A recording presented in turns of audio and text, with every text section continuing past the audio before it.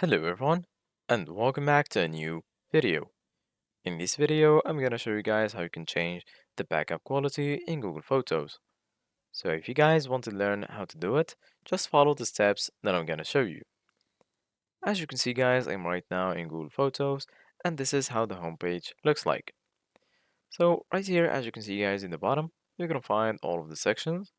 Here you're gonna find photos, memories, library, and also the search option. Here in the top right corner, you're gonna find your profile icon. If you click on it, right here you're gonna find your current account. Here you're gonna find the option to back up to a different account. Right here you can see your account storage. Here you're gonna find the option to free up some space, your data in Google Photos, photo settings, and lastly help and feedback.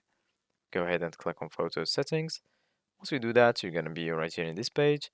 Here you're gonna find backup, notifications, preferences, sharing, apps and devices, and lastly, privacy. So go ahead and click on backup. And then once you do that, you're gonna be right here in this page.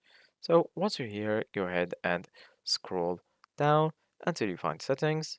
Here under settings, you're gonna find backup quality, mobile data usage, and backup device folders. Go ahead and click on backup quality. And once you do that, you're gonna be right here in this page. Here you're gonna find two options: original quality, backup with no change to quality, and here you're gonna find storage saver, store more at a slightly reduced quality.